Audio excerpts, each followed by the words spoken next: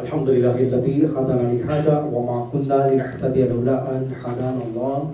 Asyhadu an la ilaha illallah wa asyhadu anna Muhammadan abduhu wa rasuluh sallallahu alaihi wasallam. Assalamualaikum warahmatullahi taala wabarakatuh. So, alhamdulillah, dadakuhan natin ang mga ilang pang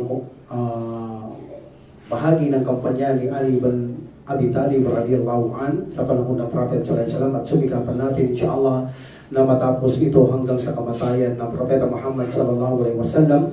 Of course, pinipili na lang natin yung mahalagang bagay na kung saan nangyari sa buhay ni Ali radhiyallahu an. So pagkatapos ng Battle of Trench, Battle of Bugod, Battle of Badr, before the Battle of Badr, napaksa na natin yon ang kahalagaan nangyari kay Ali bin Abi Talib radhiyallahu an. So now, papaksahin natin ang panahon naman na kung saan isa sa ginawang malakas na basihan ng mga Shia ang pangyayaring ito, na kung saan ipinapakita nila siya ang dapat maging kalifa. The first caliph pagkatapos ng Prophet sallallahu alaihi wasallam ay ang pangyayari sa Khaybar. Isa ito sa ginawa nilang napakatibay na dalil na sa kanila ay walang alinlangan pagkamatay ng Prophet sallallahu alaihi wasallam, ay pinapakita sa pangyayaring ito na walang karapat-dapat maging kalifa ang maging kauna-unang kalifa maliban sa kanya. So nakuha natin ang kampanya sa Khaybar. Itong Khaybar na ito, pinasok ito ng Prophet sallallahu alaihi wasallam 7 after Hijrah in the month of Muharram, no? So but hindi siya gumamit ng dahas in the month of Muharram, kundi ito ay gumamit siya ng preparation para sa pakikipagdigmaan sa mga taong ito na sa Khaybar, at mag-akay muna before na magkaroon ng digmaan kung hindi sila papayag sa gusto ng Prophet sallallahu alaihi wasallam. Ang Khaybar ay napakalaki ito na syudad, ngunit napakaliit lamang ng populasyon o napakakonti ng mga taong nakatira. Kumpara sa Madina, napakaliit naman na syudad na napakarami naman ng tao. Itong Khaybar na ito, marami itong fortress. Maraming fortress dito. As para sa inyo, alam nyo, may Siyam na fortress. May Siyam na fortress ang malaking syudad na ito. At ang syudad na ito, napakayaman sa kalupaan. Sagana sa mga bunga, mga palmeras, napakataba ng lupa, sagana sila sa pagkain.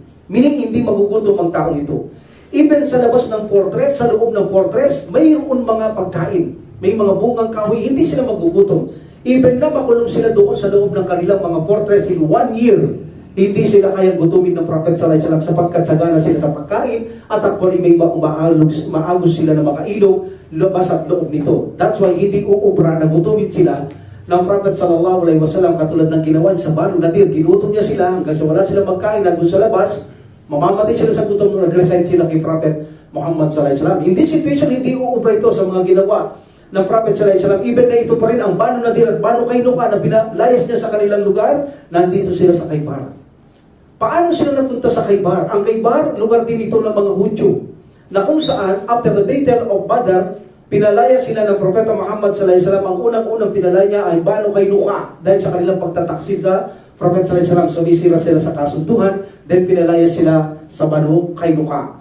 Then pumunta sila sa Khaybar. Ang Khaybar na ito, kukunting tao at mga Hudyo, kahudyo nila, pumunta sila dito. Ito ang pagkakamali ng namumuno sa Khaybar. Kinupkup niya ang mga kanyang kapwa Hudyo na kung saan ay mayroon silang mga atraso kay Prophet sallallahu alaihi wasallam at hindi nila alam ang kanilang ginagawa until finally malaman nila, pero binigay nila ang pamumuno sa kanila. Isang pagkakamali ng namumuno sa Khaybar, ipinagkatiwala ang pamumuno sa mga taong ito, Banu Nadir and Banu Qaynuqa. After the Battle of Badr yan, pinalaya ng Prophet sallallahu alaihi wasallam ang Banu Qaynuqa sa kanilang lugar. At after the Battle of Uhud, pinalaya naman niya ang mga Banu Nadir. At alam natin ang Qurayza, ang panelta nila after the trench, ay kamatayan na naging penalty. So meaning 3 lugar na Hudyo doon sa Madina, 2 ang pinalayas, isa lahat pinatay na sila, Banu Qurayza. Nandito ngayon sila sa Khaybar. Ang plano ngayon nila kung bakit sinalakay ito ng Prophet sallallahu alaihi wasallam, dahil na pag-alaman ng Prophet sallallahu alaihi wasallam, plano na naman nilang pasukan ng Madina upang patayin ang Prophet sallallahu alaihi wasallam. So of course, masama ang loob nila sa mga Muslim, itong mga hipokritong ito. In this situation, nalaman ito ng Prophet sallallahu alaihi wasallam in 7 after Hijrah, in month of Muharram, pumunta dito ang Prophet sallallahu alaihi wasallam, kasama niya ang kanyang mga kasama, at sila ay naganyaya muna na sila ay aakayin sa pananampalatayang Islam bago ito nagkaroon ng digmaan. But balikan muna natin ang sinasabi natin mahalaga na nangyari kay Ali ibn Abi Talib sa sitwasyong ito. Noong gabing yaon, sa pagtigil pansamantala ng paglalaban ng Prophet sallallahu alaihi wasallam, especially ang mga fortress ng Huls al-Qumus, sila matagal lumaban ito kay Prophet sallallahu alaihi wasallam, ang lugar ng Huls al-Qumus. So bago natin balikan ito, ang mga digmaan na naganap, noong gabing magpahinga ang Prophet sallallahu alaihi wasallam, sinabi niya sa mga kanyang mga kasamaan na kung saan ang watawat ay ibibigay bukas. Ayun ang sabi ng Prophet sallallahu alaihi wasallam, ang watawat ay ibibigay bukas. At ang sino mang napagbigyan ng watawat na ito, mamahalin siya ng Allah. At mamahalin din siya ng sugo. Allahu Akbar. That's why hindi talaga mapapakali ang mga sugo, ang mga sahaba dito. Because kanino man ibigay, ang plug, bukas ng umaga, mamahalin siya ng Allah. Allahu Akbar. At mamahalin din siya ng Prophet sallallahu alaihi wasallam. At kadugtong nito, sabi ng Prophet sallallahu alaihi wasallam, mahal niya rin ang Allah. Yung binigyan namin watawat, o bibigyan kong watawat, mahal niya rin ang Allah. At mahal niya rin ang Propeta Muhammad sallallahu alaihi wasallam. So gabing ito, ang mga sahaba, naging abala sila sa kanilang sarili, nangangarap na bawat isa ay mabigyan ng kung saan kanino mabigay ang watawat na ito. Bawat isa sa kanila, nangarap sila. Especially Umar bin Khattab radhiyallahu anhu, mayroon siyang report ito. Sabi niya, wala akong hiniling na mamuno ko. Hindi ko hinangad ang maging Amir Mu'min. Hindi ko ang mga dyan. Hindi ko ang ang mamuno. Maliban lamang sa gabi na sinabi ng Prophet sallallahu alaihi wasallam na ang watawat ay ibibigay sa mamahalin ng Allah at ng sugo. Yan lang ang tanging hinangad ko, sabi ni Umar bin Khattab radhiyallahu anhu. Ngunit hindi ito kay Umar bin Khattab na ibigay ang bandilang ito.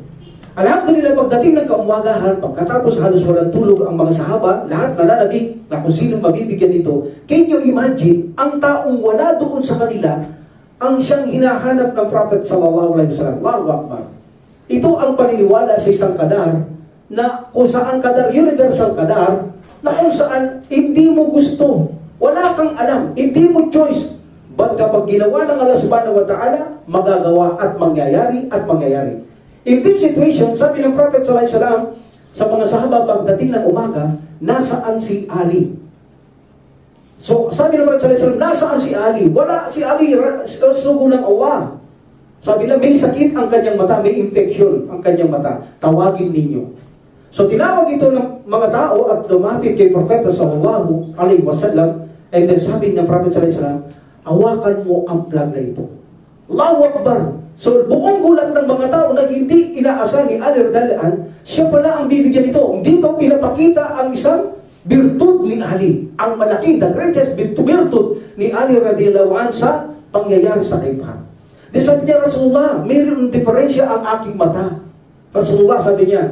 And then the Prophet sallallahu alaihi wasallam, dinuraan niya ang kanyang mata at nagdoon siya kay subhanahu wa ta'ala at nawala on the spot. One of the miracle, gumaling ang mata ni Ali radhiyallahu anhu at sinabi ni Ali radhiyallahu anhu, kailanman ay hindi na nagkaroon ng sakit ang aking mata mula na ginawa niyan ng Prophet Muhammad sallallahu alaihi wasallam. And then dito, pagbigay ng plan kay Ali radhiyallahu anhu, sabi ni Ali, Ya Rasulullah, ano ang gagawin ko? Papatayin ko ba silang agad lahat, Ya Rasulullah? O maging katulad natin, Ya Rasulullah? Sabi ng Prophet sallallahu alaihi wasallam, ibinigay sa iyo ang bandilang yan dahil sa pahintulot ng subhanahu ikaw ang magbibigay tagumpay sa Battle of Khaybar. Allahu Akbar. And then sabi niya, huwag mo muna silang patayin, Ali. Huwag kang sumalakay, maliban lamang magbigay ka muna ng da'wa, magbigay ka muna ng pag-anyaya sa Islam, Ali. Kung sila hindi susunod, tayo ay makikipaglaban o either sila ay lilisan sa lugar na yan. In this situation, ginawa ni Ali radhiyallahu anhu, nagsama siya ng kanyang mga kasamaan upang pasukin ang mga fortress na iba at ito nga ay nakamit niya ang pagbibigay ng da'wa. Ngunit wala sa mga ito na kung saan pumapasok sa relihiyon ng Allah subhanahu wa ta'ala until finally, alhamdulillah, nagkaroon dito ng digmaan. At actually, in the Battle of Khaybar, mayroong isang matapang tungkol si Bahram, si King Bahram. Si King Bahram, kilalang kilala ito. Even the Prophet sallallahu alaihi wasallam, kilala niya sa katapangan at kasikatan si King Bahram. Kaya sabi niya, sa Khaybar, nitong si King Bahram, sabi niya, sa Khaybar, alam na alam ako bilang isang hari na si Bahram at ako ay matapang at subok ng bayani sa kanila. At ako ay nakikipaglaban na kung saan hindi nila gagapi. At sabi ni Mihrab kay Ali radiyallahu an. Ano sabi ni Ali radiyallahu an? Noong panahon ko, ang nanay ko, sa kamangmangan jahiliya pa, noong panahon ng kamangmangan, ang tinutukoy niya, pinangalanan ako ng leon ng aking nanay, sabi ni Ali radiyallahu an. Pinangalanan ako ng leon, sabi niya, na nakakatakot pagmasdan at talagang lalapain ko ang mga taong mapaghimaksik. Tulad ng leon na kung saan lalapa sa bawat gusto niyang lapain. So in this situation, actually, nagkaroon ng mubarasa. But before Ali, hindi muna si Ali ang nakalaban ni Mihrab. Nangyari ang lugar na ito sa fortress ng Banu Naim. Hindi muna si Mihrab. Actually, ang unang kalaban ni hindi muna si Ali radiyallahu an. Ang unang kalaban ni Mihrab ay si Amir ibn al-Aqwa. Ito ang unang nakalaban niya. Ba't namatay si Amir ibn al-Aqwa? Namatay na. Meaning talagang matapang siya. Hindi siya nagagapi. Namatay na ni Mihrab ang isang Muslim. And then dito sila nagkita at nagsalubong muli, bumarasa ni Ali radiyallahu an.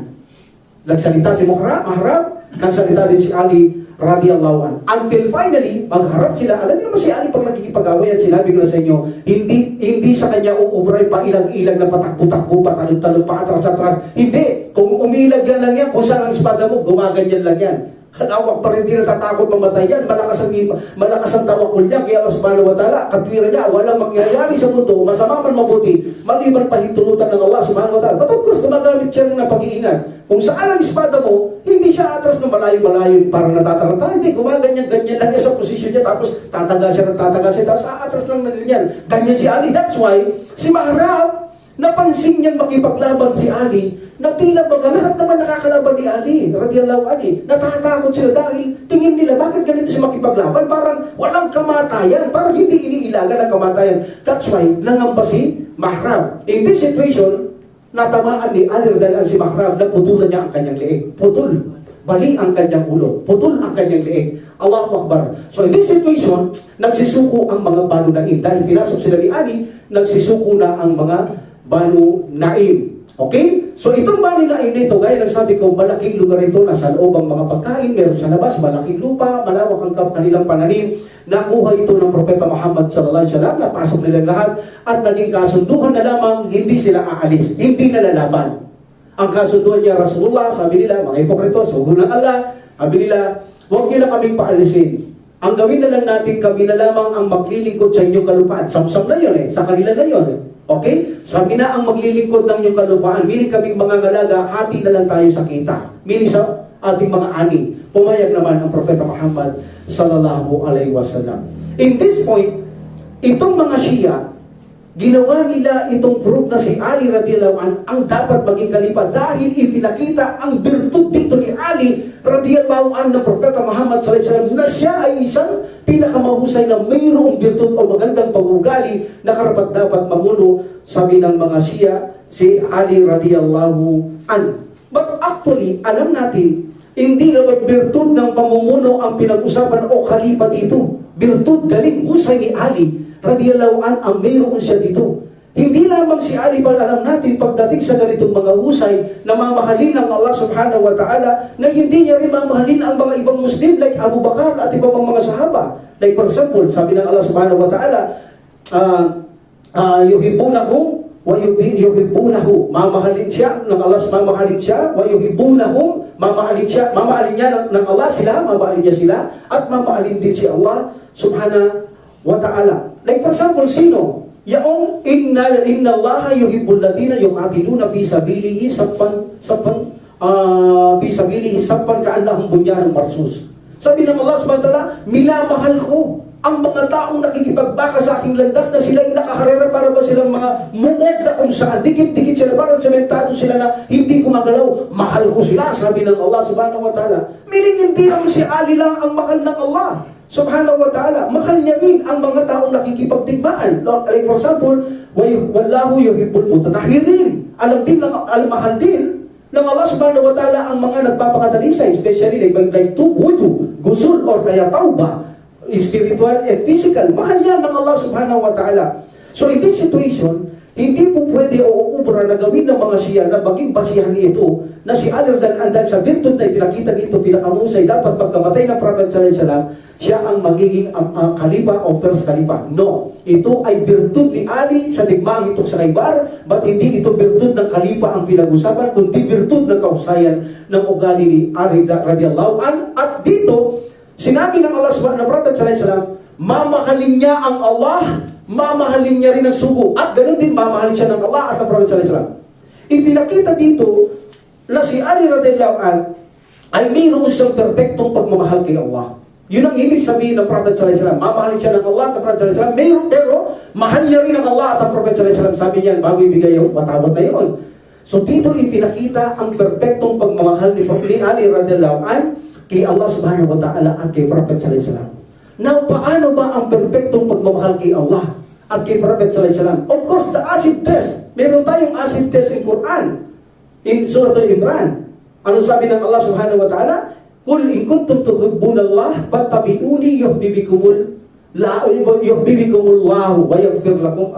Sundin nyo, kul in kuntum tuhibbunallah. Sabihin mo Muhammad, kung mahal ninyo ang Allah subhanahu wa ta'ala, fattabi'uni, sundin niyo ako, sabi ng Propeta Muhammad sallallahu alaihi wasallam, yuhibbikumullahu wa yaghfir lakum. Mamahalin din kayo ng Allah at patatawarin niya kayo. So meaning, sino man ang sumusunod kay Prophet sallallahu alaihi wasallam, ibig sa panahon natin, masusigurado natin mamahalin tayo ng Allah subhanahu wa ta'ala. This is the acid test for the Muslim. Na kung sino man ang nagmamahal talaga kay Allah, Allah subhanahu wa ta'ala, kay Prophet sallallahu alaihi wasallam, sabi ng Allah subhanahu wa ta'ala, sabihin mo lang Muhammad, sundin ka nila. That's why sabi niya, fattabi'uni, sundin niyo ako. Yuhibbikumullah, mamahalin kayo ng Allah, and then patatawarin kayo ng Allah, wa yaghfir lakum min dhunubikum, like that. So patatawarin kayo ng Allah. So meaning, ganun niya kamahal ni Ali radhiyallahu anhu na magandang sample sa mga Muslim na dapat mahalin si Allah subhanahu wa ta'ala at Prophet sallallahu alaihi wasallam sa pamamagitan ng pagsunod kay Allah subhanahu wa ta'ala at kay Propeta Muhammad sallallahu alaihi wasallam. And here, nakita natin ang isang miracle ng Prophet Muhammad sallallahu alaihi wasallam nang nilunasan niya o ginamot niya si Ali radhiyallahu anhu, by the wills of Allah, siya ay gumaling. Alhamdulillah. So in this situation, napakaraming benefits na malalaman natin patungkol kay Ali radhiyallahu anhu sa Battle of Khaybar. Alhamdulillah. But remember, hindi ito virtue ng pagiging kalipa, virtue lamang ng pagiging magandang ugali ni Ali radhiyallahu anhu. At sinabi din dito ng Prophet sallallahu alaihi wasallam, nakita natin ang kanyang digmaan, ang purpose niya ay da'wah. Dahil sabi ni Ali, anong gagawin ko Rasulullah? Ang patayin ko na sila, salakayin ko sila, o maging katulad natin. Meaning, maging Muslim katulad natin. Sabi ni Prophet sallallahu alaihi wasallam, hindi. Sabi niya, akayin mo sila sa pananampalatayang Islam bago mo sila pasukan. At mayroon sinabi ang Prophet Muhammad sallallahu alaihi wasallam, ang sino man magabayan mo, Ali, meaning sino man ang pumasok, iniyaya mo sila, ay mahinang pa na nagkaroon ka ng reward kaysa sa isang pulang kamelyo. Meaning maliit na halaga ang pulang kamelyo, but at the time of the Prophet sallallahu alaihi wasallam, sobrang ginto ang presyo ng mga kamelyong kulay pula. So inambing lang ng Prophet sallallahu alaihi wasallam na meaning malaki ang reward ng taong nakapagyanyaya sa Islam, na pumasok sa Islam, kaysa sa malaking makamundong bagay lamang. That's why sino mag-disapprove na sino mang ang mag-anyaya sa pananampalatayang Islam at siya'y pumasok sa Islam dahil sa iyo ginamit yung instrumento ng samantala, you have a reward. At mayroon kang reward. Ano mang gawin ng taong yaan sa kanyang buhay, sa kanyang pagpasok sa Islam, bibigyan ka ng Allah subhanahu wa ta'ala because ikaw ang naging instrumento ng Allah subhanahu wa ta'ala na pumasok siya sa Islam. That's why huwag tayo papatay-patay na mag-anyaya sa landas ng Allah subhanahu wa ta'ala because this is our job. Ang tayo ay magdawa, mag-anyaya sa landas ng Allah subhanahu wa ta'ala, in the Muslim, sa mga Muslim o hindi Muslim, pareho nating trabaho yan, magturo ng mabuti at magbawal ng masama. Alhamdulillah. So, in this situation din, ang padalos-dalos ay ibinawal ng Prophet sallallahu alaihi wasallam ang pagmamadali. Sabi niya, huwag kang magmadali na salakay sila, bigyan pagkakataon na pumasok sa Islam, hanggang ang paalala ay pakinabangan nila, magdawa kaya Ali, bago natin sila pasukan. At kung ayaw nilang makipagdigmaan, palayasin nito sila. Pero hindi paglayas ang nangyari, pagkakasundo na sila mga ngalaga sa lupa, hati na lamang sila sa ani At pumayag naman ang Propeta Muhammad sallallahu alaihi wasallam. Alam naman, dawa kay Prophet sallallahu alaihi wasallam, hindi kasakiman, hindi makamundo. Kung anong gusto ng tao na hindi labag sa Islam, ipagkakaloob niya, bibigyan niya pagkakataon.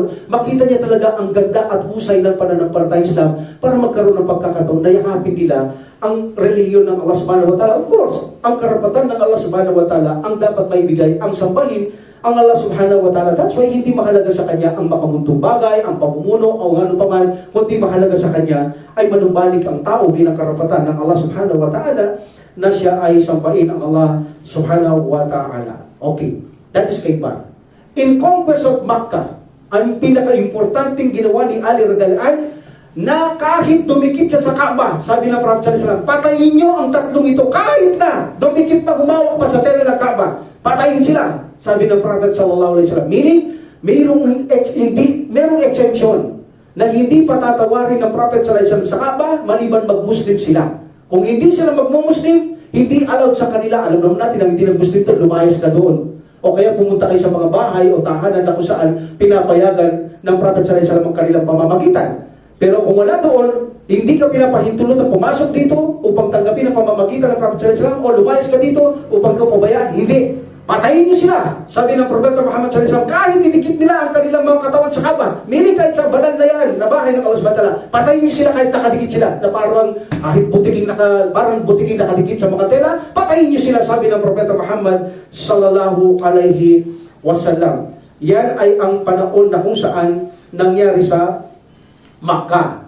Isa dito sa pinatay ni Ali sa tatlong ito, alam natin ang isa naging presis kay Uthman ibn Affan dahil siya ang namagita kay Prophet sallallahu alaihi wasallam. Nagbalik loob, pinapapatay din yun ang Prophet sallallahu alaihi wasallam. But of course, naging pres siya, pinabayaan siya, subalit dalawa na lang. Ang isa dito ay pinatay ni Ali radiyallahu an. So pinatay ni Ali radiyallahu an ang isa sa pinapapatay ng Prophet sallallahu alaihi wasallam. Kung saan pinatay ito ni Ali radiyallahu an. Ang dahilan kasi dito, sa panahon na yaon, mayroon ibinigay si Al-Abbas, uncle ni Prophet Muhammad sallallahu alaihi wasallam, para sa kanyang mga anak si Fatima. Habang nakasakay ito, pinalo niya ang kamelyong ito, nahulog yung mga anak ni Prophet Muhammad sallallahu alaihi wasallam at nangasaktan talaga sila. So ito ay talagang ang taong yun sa mga Quraysh, hindi lang sinasaktan ng damdamin ang Propeta Muhammad sallallahu alaihi wasallam, even na physical, kung maaari saktan nila Prophet sallallahu alaihi wasallam, even na kanyang pamilya. That's why, nung sakupin ng Prophet sallallahu alaihi wasallam ang Makkah, ay pinapapatay ito ng Propeta Muhammad sallallahu alaihi wasallam kahit na dumikit pa siya sa Kaaba. Meaning kung hindi siya papayakap sa pananampalataya Islam, ay pinapapatay siya ng Propeta Muhammad sallallahu alaihi wasallam. Sino siya? Siya si Al-Huwairith ibn Naqib ibn Wahhab. Patayin mo yan, Ali, sabi niya, kahit tumikit siya sa Kaaba, patayin mo ang taong yan, sabi niya, hanggat hindi siya pumasok sa Islam. Walang exception. Hindi siya tatanggapin sa pagpapakupkup na pinagbigyan ko, pumasok kay Abu Sufyan, pumasok kay Ummi Ani, o umalis sila, patayin. Walang exception maliban pumasok siya. Ali, sabi niya, radiyallahu an. So, ito ay pinatay ni Ali, radiyallahu an, doon mismo sa Kaaba na nakadikit siya, pinatay siya ni Ali, radiyallahu an. Isa yan sa pinakasikat at tanyag o popular na ginampanan ni Ali radhiyallahu anhu sa panahon ng Makkah. Before the Battle of Makkah, mayroon din siyang ginampanan na mainam na papel si Ali radhiyallahu anhu doon sa pinutusan ito ni Balta'a, na kung saan isang babae na galing sa Madina, nagbigay ng sulat si Balta'a upang dalhin ito sa Makkah. Itong si what's the name? Hatib ibn Balta'a. Itong babae kasing to, galing sa Madina. Alam niya, galing sa Makkah, siya ay hindi Muslim. Pumunta muna siya sa Madina. Bakit? Alam niya ang mga Muslim, maaasahan mo sa tulong. Ay, may naman nowadays eh. Maraming nagpapanggap dahil ang Muslim talagang madaling hingian yan eh. Dahil utos yan eh. Kaya ang babae ito, pumunta siya ng Madina. Bakit? Para namang humingi. At actually, ito sa tribo ng Prophet sallallahu alaihi wasallam, doon sa kanila, Banu Hisham. So, maraming binigay sa babae. Until finally, babalik na sa Makkah. But, binigyan ito ng mas malaki ni Hatib ibn Balta'a. What's the purpose? Nagpadala silang sulat sa pamilya niya doon sa Makkah. Ang dahilan, dahil walang kamag-anak si Hatib ibn Balta'a, radiyallahu an, sa Makkah, kundi nakasama niya lang si Uthman ibn Affan, nakapagpamilya siya doon, wala nang kamag-anak doon si Atib. That's why, ang nagpadala ng sulat para lamang pakikisama baga sa mga Quraysh na hindi sakta ng kanyang mga pamilya. Ngunit ito ay gawa isang pagtataksil kung tutukunin. That's why, nung ang babaeng ito ay makalayo na, pinahabol ito ni Propeta Muhammad sallallahu alaihi wasallam sa garden ng Al-Khaq. Sabi niya, habulin mo babaeng ito. So, nagsama siya si Subayr at si Bigdad, kasama dito ni Ali radiyallahu anhum. Hinahabol nila sa lugar na iyon. Ano sabi ni Ali radiyallahu anhu? Sabi niya, ilagay mo ang sulat na ipinadala sa iyo. Sabi niya, wala sulat na ipadala sa akin. Ano sulat? Sabi ng babae, ilagay mo. Sabi ni Ali radiyallahu anhu. So hanggang sa hindi nila mapilit ang babae, alam naman, bawal hawakan ng babae. So, aalis na sana sila. But naisip ni Ali radiyallahu anhu, hindi magsasinungaling ang Prophet sallallahu alaihi wasallam. That's why bumalik siya. Sabi niya, ilagay mo ang sulat o hubaran kita. Sabi ni Ali radiyallahu anhu. So sabi niya, hindi ilalagay ko. So nandito pala sa buhok niya na nakatali, nakatrintas, nakalbagin daw ito, mga matatanda, nakabuo yung buhok niya dito, nakagitna, sulat, nandoon. So ibinigay niya kay Ali radiyallahu anhu. So yan ang isang pinakamagandang ginampanan ni Ali dahil nakuha niya yung sulat para hindi makapaganda ang mga Quraysh sa pagpasok ng Prophet sallallahu alaihi wasallam bago niya pasukin ang Makkah. At actually dito si Hatib ay napagsabihan ng Prophet sallallahu alaihi wasallam na kung saan sabi niya, Ya Hatib, ano ba ito? Sabi niya, Ya Rasulullah, huwag mo kong masyadong mabilis na husgaan. Hindi ko ginawa yan dahil gusto ko tumalikod sa Islam pagkaluluko ang mga Muslim. Hindi Rasulullah. Ginampanan ko lang yan, sabi niya, dahil wala akong pamilya sa Makkah.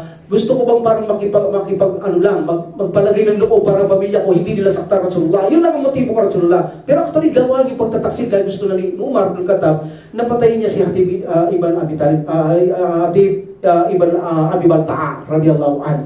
But sabi ng Prophet sallallahu alaihi wasallam, sabi niya, wag, sabi niya, nagsasalita siya ng totoo. Yun talaga ang layunin niya. Sabi ng Prophet sallallahu alaihi wasallam. At sinabi niya, wag, sabi niya, perhaps sabi niya, ang Allah subhanahu wa ta'ala, lahat ng nakipagdigmaan sa Badar, ay tinignan ng Allah subhanahu wa ta'ala, sabi ng Allah subhanahu wa ta'ala, gawin na ninyo lahat ang gusto niyo at patatawarin ko kayo. Hindi ko nagkamali siya, hindi na mapaglabas ng Islam, nagkirsa lamang siya, iyon ay tatanggapin ng Allah subhanahu wa ta'ala. Bagaman pagkakalulo, but ito ay necessity ang nangyari sa kanila. A'udhu billahi minasyaitanir rajim. Bismillahirrahmanirrahim.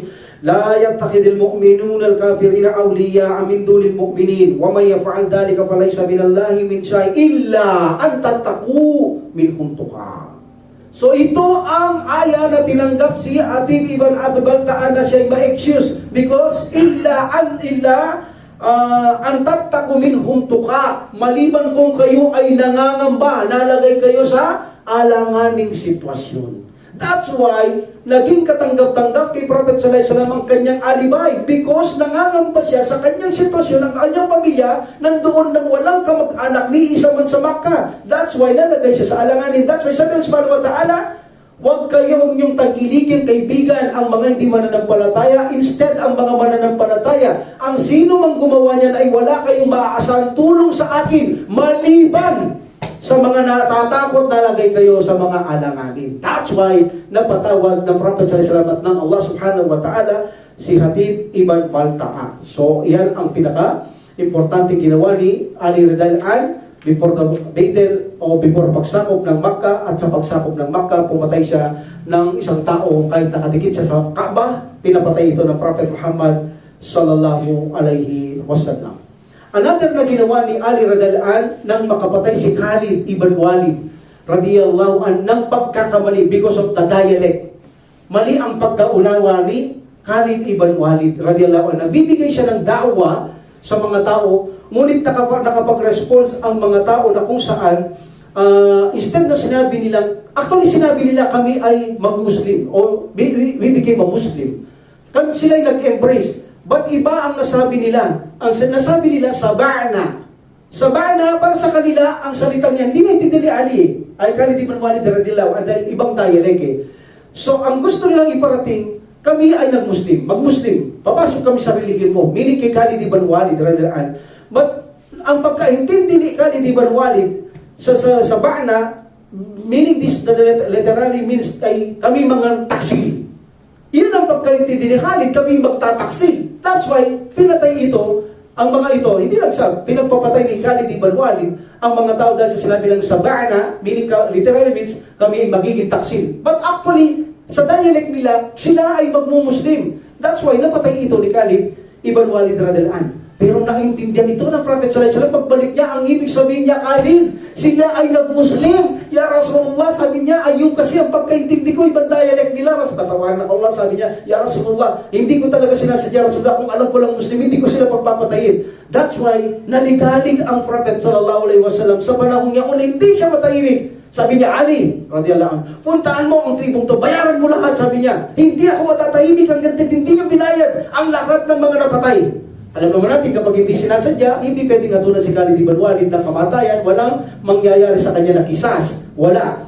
Kundi, kapag hindi mo sinasadya, nakapatay ka, magbabayad ka ng 200 camels every person. Magkano ang kamelyo noon? So, yung magagandang kamelyo. So, ngayon, pera na yan. Pag nakapatay ka lang hindi sinasadya, kwentahin mo yung 200 camels na yan. Kung magkano yan, abot kayo ng milyon-milyon yan. So, babayaran mo yun. Kapag hindi mo sinasadya, ang isa sa batas sa Islam, hindi ka pwedeng ikisas, hindi ka pwedeng patayin. Hindi, wala kang kasalanan kay Allah subhanahu wa ta'ala dahil hindi mo sinasadya. Ngunit, obligado kang magbayad ng pagbabayad na kung saan sa hindi mo sinasadya na kung saan kabayaran para sa kanyang pamilya. Marami rin ang napatay ni Khalid ibn Walid radhiyallahu anhu. Sabi niya, Ali, pumunta ka ron, magdala ka ng maraming pambayad. Bayaran mo lahat ng napatay ng tao. Kahit na animalis lamang, kahit na iniinom ng mga animalis na nasisidlan, bayaran mo lahat, Ali, sabi niya. Gusto ko, sabi niya, kahit na katiting na bagay lamang ay huwag mong gagawaran ng kawalang katarungan niya, Ali. Ikaw ang pinagkakatiwalaan ko. Another group ng mga Shia, na si Ali ang tanging pinagkakatiwalaan ni si Prophet sallallahu alaihi wasallam, ang tanging pinagkakatiwalaan niya sa mga masalimuot na gawain ay si Ali radhiyallahu anhu. At mataas ang antas ni Ali radhiyallahu anhu sa paningin ng Allah subhanahu wa ta'ala Prophet sallallahu alaihi wasallam. Dahil may pinagsasama-sama nila itong mga dalil bilang karapat-dapat unang mamunong kalipa si Ali radhiyallahu anhu. And then nagdala ng maraming pila ginto si Ali radhiyallahu anhu sa lugar na ito. Sabi niya, tinatawag niya lahat ng napatay. Actually, hindi sinasadya at ipinaliwanag niya ang batas sa Islam sa hindi sinasadya. At natanggap ng mga tao, at total, patay na rin. Sabi ng mga tao, sige, payag kami na bayaran nyo ang mga napatay naming pamilya. Then, binayaran lahat ni Ali radiyallahu anhu. Gawin ang pinag-utos ng Prophet sallallahu alaihi wasallam, even na mga aso, animales. Sabi ng Prophet sallallahu alaihi wasallam, sisidlan, kung may napatay, bayaran mo. Sabi ng Prophet sallallahu alaihi wasallam, lawak pa. Even na lalagyan ng mga kanilang mga sisidlan kinakain, ng pinagkakainan ng mga animales, bayaran mo. Sabi niya. And then, bago umalis si Ali, nabayaran na, sabi niya, nabayad na ba kayong lahat? Bago ako umalis. Sabi niya, oo. Mayroon bang mga animalis na napatay o mga sisidlan man lang nasira? Sabi nila, wala naman. Okay, mayroon bang natitira pera dito? Meaning pera, mga salapi, ginto pila. Sa inyo na ito. For the sake of Allah subhanahu wa ta'ala, para kayo sa sugo ng Allah subhanahu wa ta'ala. Sa inyo na. Baka mayroon pang hindi nabayaran, ibigay niyo sa kanila. And then, bumalik si Ali radhiyallahu anhu kay Prophet sallallahu alaihi wasallam. Ya Rasulullah, sabi niya, nagampanan mo na po kung ano ang gusto yung sakto na pinag-uutos at may sobra pa. Lahat ng sobrang pinadala mo, pinabigay ko pa sa kanila, Rasulullah. Sabi ng Prophet sallallahu alaihi wasallam, Ali, alhamdulillah, ngayon sabi niya, napanatag ako, nawalan ako ng pangamba para sa harap ng Allah subhanahu wa ta'ala. You did well done, sabi niya kay Ali radhiyallahu anhu. Alhamdulillah, sabi niya, mapagkakatiwalaan talaga kita. Sabi niya, alhamdulillah, at pinagduwal ng Prophet sallallahu alaihi wasallam si Ali radhiyallahu anhu sa Allah subhanahu wa ta'ala. Alhamdulillah. Another is during the campaign of Hunain, kampanya sa Hunain, kung saan nagkaroon dito ng Baitel. Makikita rin dito ang ekspertong pakikipagdigmaan ni Ali radhiyallahu anhu sa Baitel of Hunain. Okay, in Baitel of Hunain, nangyari ito 8 after Hijrah. Alhamdulillah. So, siya ang taong tumayo sa tabi ng Prophet sallallahu alaihi wasallam kasama ang Muhajirin, ang mga Ansar, na kung saan napakatapang niya na tumindig sa harapan ng Prophet. Talaga naman kahit galing digmaan, hindi niya pinababayaan ng Prophet Muhammad sallallahu alaihi wasallam. Alam niyo ba ang katwiran ni Ali radhiyallahu anhu? Kasi sabi niya, kung mamatay ang mensahero, wala nang saysay. Wala nang saysay ang mabuhay. Pangalawa, hindi na may pagpapatuloy ang pagpapalaganap ng mensahe. Patay na eh. Alang-alang naman si Ali, magpapatuloy. Wala naman siya tinatanggap na revelasyon. Kaya sabi niya, kung mamamatay ito, wala na, hindi na magpapatuloy ang reliyon ng Subhanahu. So sabi niya, mas mainam ako mamatay. Kasi kung ako mamamatay, siya magpapatuloy pa siya. Kung siya mamamatay, hindi magpapatuloy. That's why mainam ako mamatay. Ganun ang katwiran niya. At sinabi pa niya, kung mamamatay ang Prophet sallallahu alaihi wasallam, wala na rin silbing mabuhay kami. Stop ng mga revelation. Wala na rin silbing mabuhay dito. Kaya naman sa kanya, mas mainam siya ang mamatay kaysa ang Prophet sallallahu alaihi wasallam. That's why matandaan niyo, ang lugar ng Prophet sallallahu alaihi wasallam sa pagtulog niya, noong nandang patayin siya ng mga Quraysh, na kung saan tumakas sila Abu Bakar, siyang nasa higaan niya. Kita nyo, Tanggap niya yun dahil ganun ang katwiran niya. Mas mainam makatakas ang Prophet sallallahu alaihi wasallam para maipagpatuloy niya ang relihiyon. Samantala, di balik ako mamatay sapagkat kung ako mamamatay, may pagpapatuloy niya pa rin ang relihiyon ng Allah subhanahu wa ta'ala. In this situation, sa Battle of Hunain, nakita niya ang isang napakatapang na may hawak ng plug. Ang plug nila ay black plug ang hawak nila. Okay? So ito, ang lalaking ito ay nasa red camel. Matapang siya. Every time na makasalubong niyang Muslim, sinisipat niya ang mga Muslim. Matapang siya. At kapag may Muslim medyo naatras, tinataas niya ang plug at saka niya kinakawan kasama niya at sumusunod sa kanya. Sabi ni Ali radhiyallahu anhu, matapang tong taong matapang ang tao to, sabi niya. At handang sumunod ang nasa likod niya. Kung ano ang desisyon niya, sumusunod sila. So sabi ni Ali radhiyallahu anhu, palagay ko, ikaw lang ang sinusunod. That's why, ikaw lang ang dapat patayin. So in this situation, napag-aralan ni Ali, ito yung sinasabi ko kanina, ang pagka-eksperto niya sa jihad. Namamanay ito kay Prophet sallallahu alaihi wasallam kung paano siya nag-iisip habang ito ay nagkakaroon ng jihad. Para itong games sa kanila, para pang basketball. Kung magagaling kalaban nyo, ikaw na coach, gagalingin mo pag-coach mo. Ganun siya. Mag-iisip siya ng paraan. Paano mo tatalunin ng kalaban? In this situation, sabi niya, ikaw ang maaring patayin ko lamang. Kapag napatay kita, may posibilidad na tatakbo na lahat yan. Dahil nakikita ko, sabi niya sa isip niya, ikaw lang ang sinusunod. Even na matao, sa gitna ng bakbakan, gitna ng labanan, si Ali radhiyallahu anhu, sinakyan niya ang kanyang masasakyan at tumakbo siya ng buong tapang. Kung paano yung kanyang hinaharap na handang umarap sa mga tao Muslim, ganito rin si Ali. Handa rin siyang umarap sa mga kaaway. Ganon din ginawa niya until finally mag-meet silang dalawa. At napatay ito rin Ali radhiyallahu anhu, natumba ito, nahulog siya sa kanyang red camel at sumigaw si Ali, Allahu Akbar! And then nakita ito ng kanyang mga tagasunod. Tama si Ali radhiyallahu anhu. Tumakbo, tumakas ng paatras ang kanyang mga kasamaan. Dumidepende lang sila sa kanilang boss na yaon o namumuno nagdadala ng flag. That's why nung mapatay ito ni Ali radhiyallahu anhu, tumakbo sila, tumakas na sila. Siguro katwiran nila, wala na rin sense pakipaglaban. Malaya na tayo, patay na yung nagmamando sa atin. So hindi ka kasi pwedeng umatras sa digmaan hanggat ang namumuno nandyan dahil punishment ka rin, death penalty ka rin. Mapapunishment ka, bakit hindi ka lang patay doon sa palaran? Doon wala kang ligtas. Pag tumakbo ka ng wala dahilan, hindi tumakbo ang amo ninyo o boss ninyo, magkakaroon ka ng death penalty. That's why, kung tatakas ka, siguro din mo nang tumakas ka, hindi ka makikita. Pero kung nakita ka, ganun din ang mangyayari sa'yo. That's why kapag namatay na ang mga namumuno, malaya silang magsitakbuhan. Kahit naman ikaw sa sitwasyon, magpapakamatay ka pa na wala nang haharol sa'yo, magiging malaya ka na. That's why ganun ang sitwasyon, tatakbo na sila, malaya na sila. Ano ka? Sabi mo, ano ka, ilo? Bale, maglalaban pa kami, malaya na kami, magpapakamatay pa kami. Yun ang dahilan kung bakit kapag ang namumuno sa mga hindi mananampalataya, tumatakbo pagpatay na ang namumuno. But in Islam, ng mga Muslim, never kayong nakabasa na kung saan, kapag namatay na ang may dalang flag bearer, o ang flag bearer namatay na, papalitan niya ng Muslim, kukunin ng sinong malapit doon, talagang siya hawak, hindi niya pababayaan na manatili sa baba ang flag ang kanilang matawad. Pag nalaglag naman, napatay, kukunin na naman ng isa. Meaning, walang tatakbo, walang takbuhan, hindi uso sa mga Muslim ang takbuhan ng takbuhan. Bakit? Dahil ang mga Muslim hindi naman sila nakikipag-away para magkaroon ng kalayaan, maging malaya ang makamundo. Nakikipag-away sila para mamatay sila, hindi mabuhay sila. Ang gusto nila, makipaglaban sila para mamatay, hindi mabuhay. Yun ang gusto nila. Paano sila titigil? Ang gusto nila mamatay sa landas ng Allah subhanahu wa ta'ala. Kaya malaki ang kaibahan ng digmaan ng hindi mananampalataya at mga mananampalataya. Another, ang expedition na winasak naman ng mga idolo ni Ali radhiyallahu anhu sa lugar ng Palas, the idol ng Palas sa lugar ng Tai. So siya ang nagwasak ng mga natitirang idol dito pagkatapos wasakin ang sa mga Kaaba.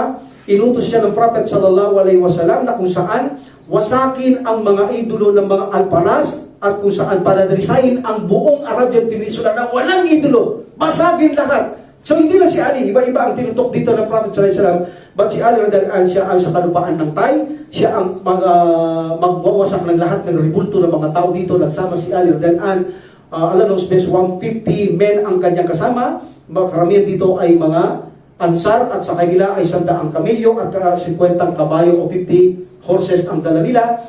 At pinagbabasag nila pagdating nila doon ang lahat ng mga rebulto ng mga tao at ang sino mang handang lumaban sa kanila ay papatayin ang order. Pagkatapos na ipaalam ang mga rebulto, ganito yan, kung bakit namin binasag, ipaliliwanag, tapos dalawa sa Islam kapag lumaban ay handang patayin ng mga kamusliman o palayain sa lugar ng mga ito. But alhamdulillah, walang lumaban ng mga tao na ipaliwanag ni Ali radhiyallahu anhu. Ganun ang bili ng Prophet sallallahu alaihi wasallam, hindi siya dapat pumapatay maliban nagyaya sa Islam ay pinapaliwanag ng isang bagay tulad ng bawal ng Islam. Hindi pwede ang isang Muslim na pumasok na hindi siya nagkakaroon ng kaalaman sapagkat madali sa kanya ang hindi niya maintindihan ang siya dahil manghina at tumalikod siya sa religiyon. Ganun din yun. Hindi rin kumakasa ng labanan si Ali Dalan maliban ipinapaalam niya. Ibig Mubarasa, nagwa-warning yan. Si Ali Dalan nagyaya pa rin sa landas ng Allah subhanahu wa ta'ala bago siya makipaglaban ng patayan. That's why naipaliwanag ni Ali Dalan sa mga Thai ang lugar na iyon na maraming rubulto na binasag nila, kung saan bago binasag ay nagkaroon ng pakiusap si Ali Dalan na kung saan pinag-utos siya ng sumunang subhanahu linisin ang Arabian Peninsula sa mga rebultong na kung saan ipiniliwanag na wala silang maitutulong na kahit nakatiting na kasamaan, kapisalan o kabutihan.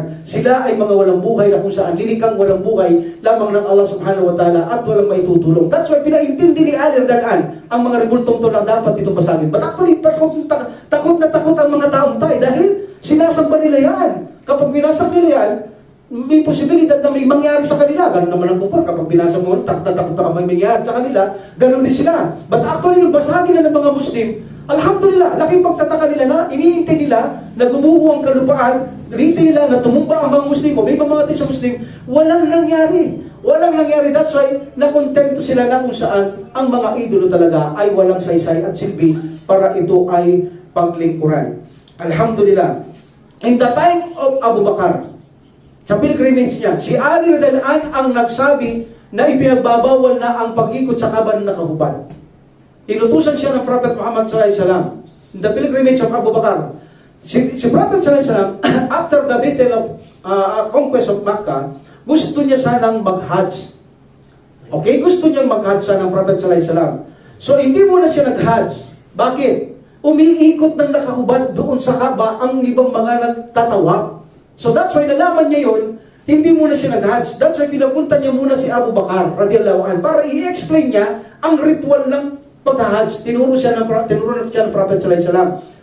Okay, tinuro niya. Walang hindi araw nandun sila sa Makkah na hindi tinuturo ni Abu Bakar, like for example in Tawaf, ang pag-greet doon sa Maqam Ibrahim, ang Day of Arafah, ang pagdikit ng mga sala sa mga masjid, itinuro lahat yan ni Abu Bakar. Siya ang nagturo. But hindi siya ang nagturo nowadays, hindi na pwedeng mag-Hajj ang hindi Muslim.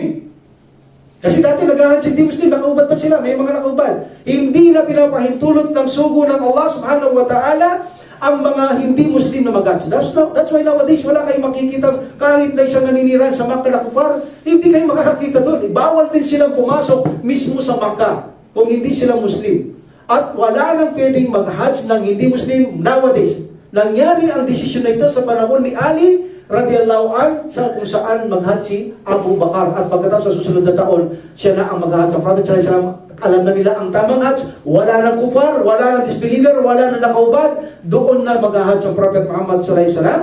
Sinabi ni Ali Dalan, bawal na mag-Hajj o umikot sa Kaaba, magtawaf ang mga hindi mananampalataya at mga nakahubad. Wala nang pwedeng nakahubad na kung saan kayo Muslim, pinapahintulot na kayo mag-Hajj, pero hindi na pwedeng gayahin ang ritual na nakahubad na ginagaya nila ang kanilang ninuno na si Adam a.s. na kung saan walang saplot. That's why they make Hajj na kung saan like Adam a.s. sa unang panahon niya na wala silang saplot. So pinagbawal yun ni Ali Dalan because that is the order ng Prophet Muhammad sallallahu alaihi wasallam.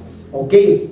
In the delegation of Christian, kasama si Ali Dalan sa sumpaan, tawagin nyo ang kanyong mga asawa, mga anak, at tawagin natin ng Allah at isumpa natin kung sino ang nasa tuwid ng pananampalataya o paniniwala. Dito, ang mga Najran na ito, in-invite sila ng Prophet sallallahu alaihi wasallam, mga Najran ito, maaalam din sa kasulatan sila. Alam, ang sinasamba nila, si Allah subhanahu wa ta'ala, they are Muslim, they call themselves Muslim. But ang problema nila, itinuring nilang anak ng Allah si Isa alayhi salam, itinuring nilang Diyos din si Isa alayhi salam. Meaning itinambal nila kung bakit sila lumabas sa pagka-Muslim na gusto nilang tawagin din silang mga Muslim because tayo napatunayan sa harapan ng Prophet sallallahu alaihi wasallam. Sinabi nila, bago ka pa nag-Muslim, Muslim na kami.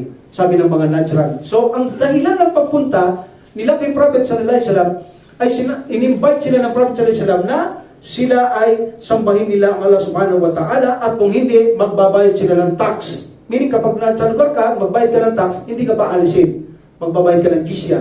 Kung ayaw mo magbabayad, magkakagera o umalis ka sa lugar na yan. So in this situation, napag-desisyon na nila na hindi sila payag ang mga natural.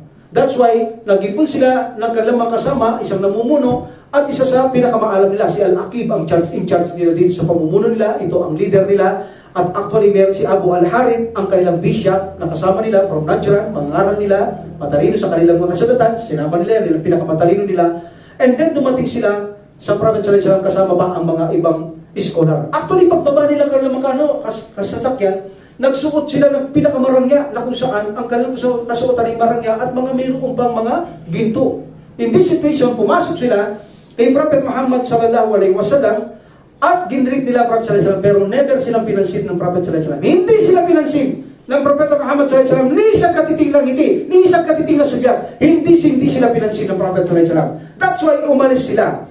At dito ay natatagpuan nila si Uthman ibn Affan, Abdurrahman ibn Auf radiyallahu anhuma, at tinanong sila, wala silang idea kung bakit hindi sila pinansin ng Prophet sallallahu alaihi wasallam. Sabi lang, puntahan nyo si Ali. Si Ali, sabi niya, mas malakas sa ganyan. Mga idea na ganyan, baka mabigyan niya kayo ng mga idea kung bakit hindi kayo pinansin ng Prophet sallallahu alaihi wasallam. Nang makarating sila kay Ali ibn Abi Talib radiyallahu an, so sabi nila, anong palagay mo, bakit hindi kami pinapansin ng inyong sinasabing sugo ng Allah o propeta ng Allah subhanahu wa ta'ala? Sabi ni Ali, tanggalin niyo yung mga suot ninyo, yung mga kwintas niyo, mga ginto niyo, tanggalin niyo lahat yan. Ayaw ng sugo ng Allah subhanahu wa ta'ala lang nakikita, nakaharap niya ang mga marurong yung ganyan, nakasuotan. Tanggalin niyo. So, tinanggal nila, binalik nila yung dating paglalakbay nila, na kung saan gusot-gusot na, marumi na, at pinuntahan nila ang Prophet sallallahu alaihi wasallam, at sinagot sila ng Prophet sallallahu alaihi wasallam. That is the popular na advice ni Ali sa mga taong Najran. Siya ang nag-advise para kausapin sila ng Propeta Muhammad sallallahu alaihi wasallam. And then nag-usap sila ng mahabang pag-usap. And then sabi ng mga Najran, bago ka pa nag-Muslim, Muslim na kami. Yan ha? Bago ka pa nag-Muslim, Muslim na kami. Sabi niya, oo, sabi ng sungunang Allah subhanahu wa ta'ala sallallahu alaihi wasallam, na si Prophet sallallahu alaihi wasallam. Oo, sabi niya, nag-Muslim na kayo. Ba't ang problema ninyo, sabi niya, dinagdagan niyo ang inyong pagka-Muslim. Yan ang dahilan kung bakit nawala kayo sa pagka-Muslim. Ano yun, sabi ng mga ito? Sabi niya, sinamba niyo ang mga krus. Sabi ng Prophet sallallahu alaihi wasallam. Then kumain kayo ng baboy. Sabi ng Propeta Muhammad sallallahu alaihi wasallam. And then ikinlim ninyo si Isa, anak ng Allah subhanahu wa ta'ala. Yan ang dahilan kung bakit kayo lumabas. Ang claim niyo na si Isa ay anak ng Allah. So subhanallah, sabi nila kay Muhammad sallallahu alaihi wasallam, anong karapatan mong libakin ang aming pinaniniwalaang anak ng Allah subhanahu wa ta'ala? Meron ka na bang nakita na walang tatay na ipinanganak? Kung ito ay pinanganak na walang tatay, sabi niya, so sino kanyang tatay malibang kay Allah subhanahu wa ta'ala? O sabi niya, magpakita ka ng dahil sa amin kung mayroong ipinanganak na walang tatay? Ano sabi ng Propeta Muhammad sallallahu alaihi wasallam? Inna matala Isa kamatali Adam, kalakahu min turabin, thumma qala lahum kun fayakun. Thumma qala lahu kun fayakun. Ano ibig sabihin? Sabi ng Prophet sallallahu alaihi wasallam, ang kahalintulad ni Isa alayhis salam ay kahalintulad niya lamang si Adam alayhis salam. Lilikha siya ng Allah subhanahu wa ta'ala mula sa putik, at siya nagsabi, kun fayakun. Meaning mabuhay at magkaroon ka ng buhay at nabuhay. Walang tatay, walang nanay, sabi ni Propeta Muhammad sallallahu alaihi wasallam. So kami sila, walang nanay, hindi lang tatay, sabi ng Propeta sallallahu alaihi wasallam. Even na nanay, wala, sabi niya. Kung kayo pinagkakalandakan ninyo, pinagmamalaki ninyo si Isa alayhis salam, anak ng Allah, because wala siyang tatay. Paano ito? Sabi niya. Walang nanay, walang tatay, sabi niya. Ibig sabihin, may tatay dito, may nanay pa to. So hindi sila kumibo. Until finally, paulit-ulit ang kanilang usapan. Then ipinag-utos na ng Allah subhanahu wa ta'ala ang magkaroon ng sumpaan. Okay? Magkaroon na ng sumpaan. Sabi ng Allah subhanahu wa ta'ala, sa Surah Al-Imran, makikita niyo yan. Paggaya ng sumpaan. As far as I know, chapter 3, verse 61. Okay? Chapter 3, verse 61. Ang sino man, sabi ng Allah subhanahu wa ta'ala, ang makipagtalo sa iyo patungkol kay Isa alayhis salam. Sabi ng Allah subhanahu wa ta'ala, nang kung saan wala siyang kaalaman, na siya lamang ay isang alipin ng Allah subhanahu wa ta'ala.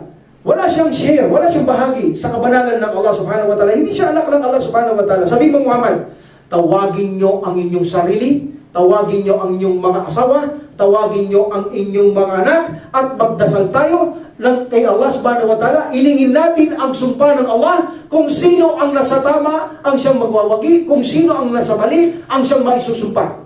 Alam mo ba, sabi ng Prophet sallallahu alaihi wasallam, ya Fatima, sabi niya, Al-Hasan, Al-Husayn, apo niya, Fatima, magdadasal tayo kay Allah. Sabi niya, pag ako'y nagsalita, sabihin niyo, amin, amin, amin. Ganun lang sasabihin niyo. Okay, so sila ay nagdasal kay Allah subhanahu wa ta'ala. But the Christian, never nilang ginawa ang nagdasal. Ang sabi nila, kung makikipag-argumento tayo kay Propeta Muhammad sallallahu alaihi wasallam, sinasabi nila, kung nakipag-argumento tayo sa kanya, mapapahamak tayo. Alam nila mapapahamak tayo. Alam natin, sabi niya, tunay siyang propeta. Nasa kasulatan natin siya. Huwag na nating ipilit, sabi ng kanilang kasamang bishop na pinakamahal sa aklat nila, huwag na nating ipilit. Kapag kapag tayo nagpumilit ng mubahala, at si pag-iinusok pa, pag tayo nagpumilit ng mubahala, sabi niya, mapapahamak tayong lahat. Hindi lang tayo, pati ang ating mga anak at mga asawa, makikita niyo mapapahamak. Alam niyo ba, ang Prophet sallallahu alaihi wasallam, sabi niya, kung pumayag lang sila, hihilingin ng Prophet sallallahu alaihi wasallam, mamatay silang lahat. Buti na lang hindi sila pumayag, kung hindi patay silang lahat. Yun ang hihilingin niya kay Allah subhanahu wa ta'ala. Ngunit hindi sila pumayag at nakiusap na lang kay Prophet Muhammad sallallahu alaihi wasallam na papayag na sila na magbayad na lamang ng jizya kay Prophet Muhammad sallallahu alaihi wasallam. Allahu Akbar. And then punta natin ang pagiging judge ni Ali Radhiyallahu sa pagkamatay ng Prophet sallallahu alaihi wasallam. At dito na tayo magtapos inshallah. Pasukan natin ang pagkaano siya naging khalifa after Uthman ibn Affan sa susunod na lecture natin. Okay? After the conquest of Makkah, ang Prophet sallallahu alaihi wasallam isinend niya si Ali Radhiyallahu sa Hamadan in Yemen. So in Hamadan in Yemen, kung saan bago siya makipagtikmaan kay ng utos mag-da'wah. Alhamdulillah. And then dito si Ali radhiyallahu an, inipon niya ang mga tao, kanyang mga kasama, nagsala muna sila. And then pagkatapos nilang magsala, ang lahat ng mga tao doon ay nagbigay siya ng da'wa si Ali sa paraang ipinag-utos ng Prophet sallallahu alaihi wasallam. In one day, nag-embrace lahat ng tao. Allahu Akbar. In one day, lahat ng tao nag-embrace sa Yemen na yon, sa lugar, sa Hamadan na pinuntaan ni Ali radiyallahu an, at siya, ito'y nakarating kay Prophet sallallahu alaihi wasallam, at alhamdulillah, tuwang-tuwa ang Prophet sallallahu alaihi wasallam at pinagduwa niya ang mga sahaba doon sa kasama ni Ali radiyallahu an. Now, in this situation, dito ginawang judge si Ali radiyallahu an dahil sa katalinuhan niya. In Yemen, ginawang judge ito ng Prophet Muhammad sallallahu alaihi wasallam. Sabi pa nga ni Ali radiyallahu anhu nun, sabi niya, Rasulullah, gagawin mo akong taga-hukom? Napakabata ko, napakaraming matanda doon. Ako na napakabata, magbibigay ng hatol o hukom. And then in this situation, inilagay ng Prophet sallallahu alaihi wasallam ang kanyang palad sa dibdib ni Ali radhiyallahu an, at siya ay nagduwa sa Allah. At sinabi niya, Ali, kapag mayroon kang hinahatulan, importante ito, lalo na kay Amir, nandito siya Amir, sa mga namumuno, kapag bago ka maghatol, wag kang hahatol na hindi mo alam ang magkabilang panig ang side nila. Kung hindi, magkakamali ka. Para hindi ka magkamali, kailangan ang hinahatulan mo, lahat ng side alam mo. Papuntahin mo sa harap mo, at hindi ka magkakamali. Masusumpungan mo ang tamang sagot. Sabi nga ni Ali radhiyallahu an, sa tinuro ng Prophet sallallahu alaihi wasallam, never akong nagkamali. Sa tinuro ng Prophet Muhammad sallallahu alaihi wasallam. So after that, napalaganap ang Islam sa Yemen is dumami ang mga Muslim. Kailangan dito ang mayroon magturo, nagpadala ang Prophet sallallahu alaihi wasallam, maliban kay Ali radhiyallahu an, at si Ali ang ginawa ng taga-hukom. Ang unang hinukuman niya dito, ang gaganda ng hinukuman niya. Kung titingnan natin, ito ang hukom na ginawa ni Ali radhiyallahu an, ay agree ang Prophet sallallahu alaihi wasallam. Ang mga ibang hinuhukuman niya, hindi pa sila Muslim.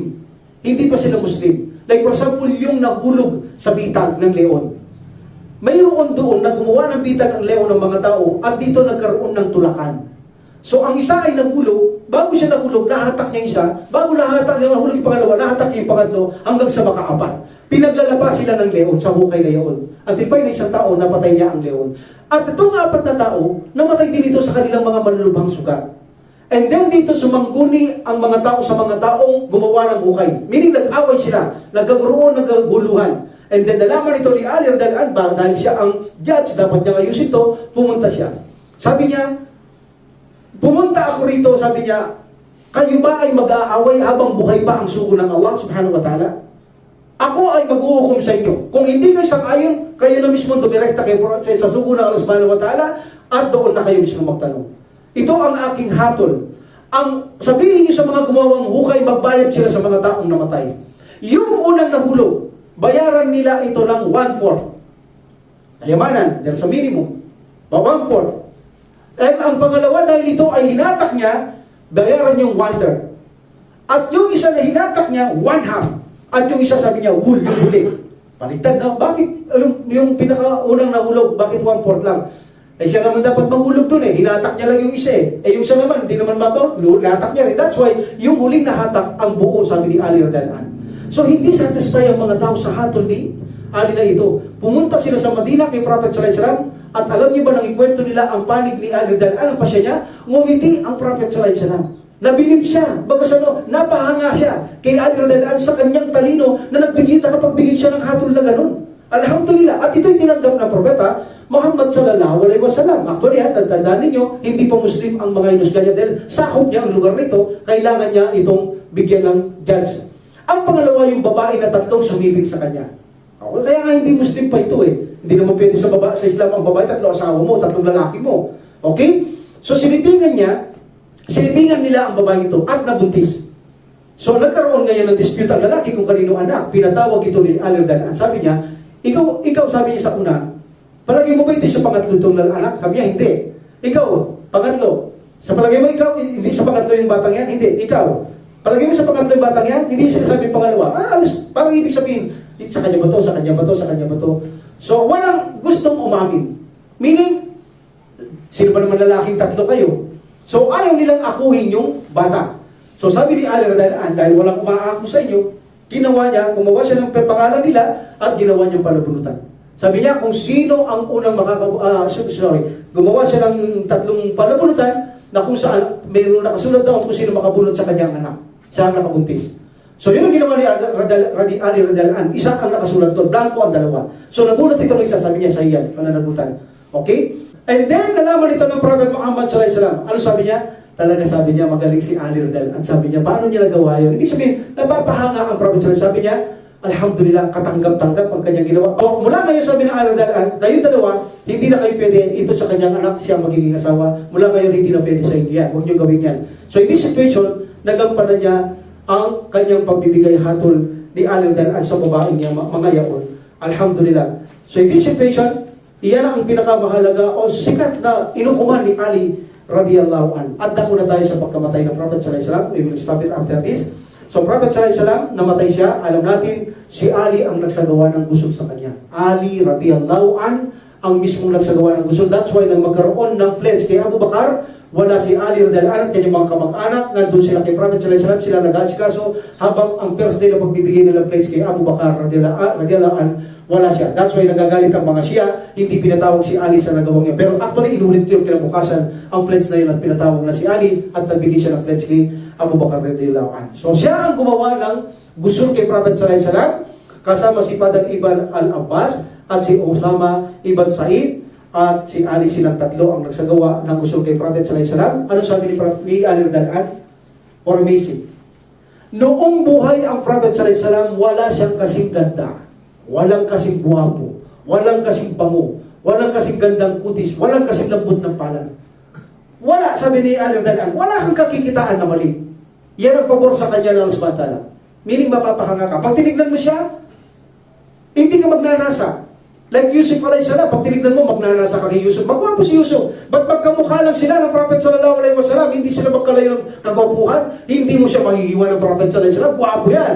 Ang Prophet sallallahu alaihi wasallam, speciality niya kay Allah subhanahu wa ta'ala.